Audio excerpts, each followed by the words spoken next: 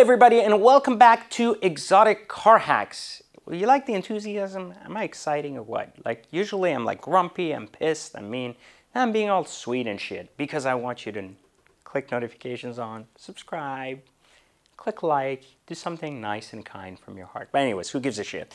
Back to what I was saying. So today we're going to talk about future car values. Why are you always laughing, Reggie? It always cracks up in the middle of my videos, like completely destroys these very educational posts for people. We're supposed to teach them. And this is not the video on how you get laid in an SVJ, which is coming very soon. And we're going to actually show you how to do that, which we had a really good idea. So that's coming later. But for now, let's talk about future car values because they rule the world, right? One of the main things we talk about at Exotic Car Hacks is actually predicting or understanding the formulas on how to determine which cars can be hacked and which ones cannot. So today we're going to talk a little bit about something that a lot of people aren't talking about.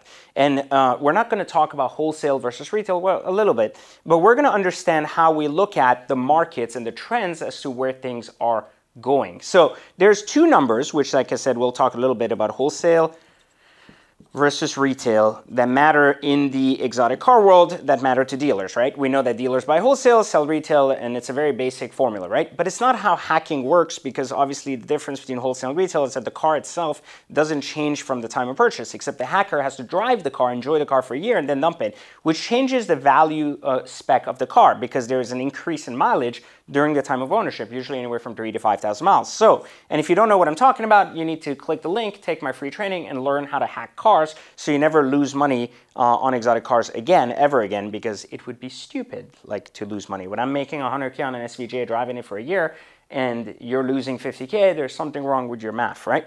So take a look here at the basic premise of wholesale versus retail, and this creates what I call here a margin. This is the margin basically between the two, and in most exotics it's anywhere between 20 to 30K, but usually using a formula it's about 10 to 20%. So this is the margin that most dealers are trying to get on a car, which is pretty cool, which is okay. They need to make money, they need to eat, right? Because you want them to sell your cars again. So we're not trying to wipe that margin completely zero.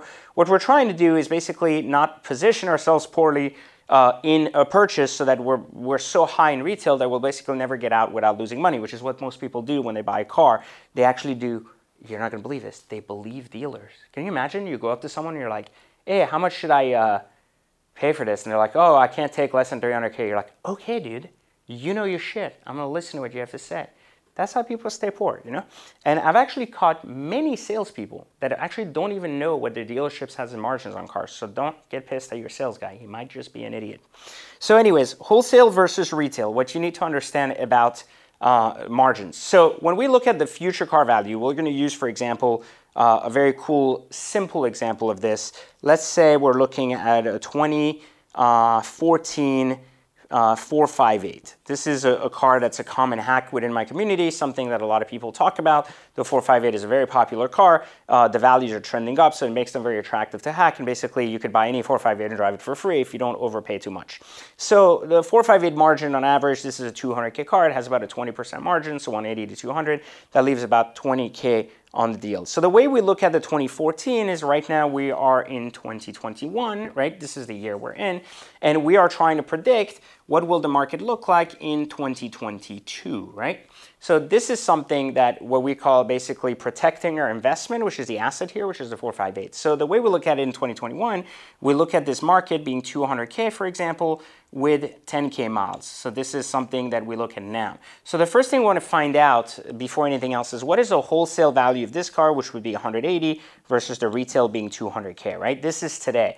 We want to do the same math for this, understanding that there's a 20K margin here. We want to use that looking up the next year what would happen. So the way we would do that is we would look at the 2013 458 with the additional miles. So let's say right now, one of the things we can do, because the 458s are trending up, we wouldn't actually need to look one number down in years, but rather just the mileage up. So what we would look up is what does a 2014 458 with 15,000 miles go for? And let's say now we're noticing that it no longer goes for 200K, but instead we're noticing that the new number here in 2022 would be 195K, or let's say even 190K because it has 5,000 more miles. So people are going to pay less for a 15K mile car, right? So now we're looking at the retail in its worst case scenario will be 190. Because remember, the market is trending up. So even this number might be 220 next year instead of 200, right? So it's possible that that number might even go up and you might be okay. Because the longer a car sits on the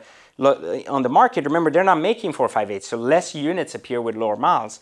So one of the things that a lot of people don't realize that in a market where cars are trending up like the 458, you could literally buy any 458 as long as you're not paying retail and basically drive it for free for the next like 10 years.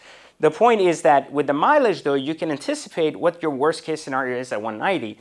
The reason this is really important is that let's say you paid full retail for the car at 200K and you wanted to make sure that you're not going to lose a lot of money. Well, now you know that your maximum loss is only, the way I look at it is you're parking 190K into car and you're taking 10K, and this is what you call your margin of error, right? Which could be money that you specifically lose. So the way we make investments in cars, we ask ourselves, can I afford to lose 10K or not? And if I can, then I do the deal. Because if I believe that the 10K is basically my worst case scenario and I'm going to drive for 12 months, well, my worst case loss is basically like $700 a month to drive a 200K Ferrari. So that's not bad. That's half the rate of renting one for a day. And I can drive it every day for a month, right? And for a year. So it wouldn't make sense not to take that deal. And that's how we look at money when it comes to future car values. So we always identify the year before on the car with the additional mileage and then understand that since time depreciation has already taken its effect, what is left is definitely mileage and condition. So we find a similar condition spec car with more miles and determine the range of market difference between the two. And here it's 10K. So the real risk of driving a 2014 458 is $10,000. And this is the math in how car hackers basically look at the market and how car hacking can be used to not just buy a car wholesale and sell it at retail or buy it at wholesale, make some money and flip it, but rather buy it at wholesale, drive it, enjoy the ownership, and then get out 12 months later. So don't forget, like, subscribe. I was really sweet to you earlier. You got to be sweet to me. So like, subscribe, and tell me what car would you like me to do this on so it can help you become a better car hacker. And make sure, again, like, subscribe, notifications on, and please take the training.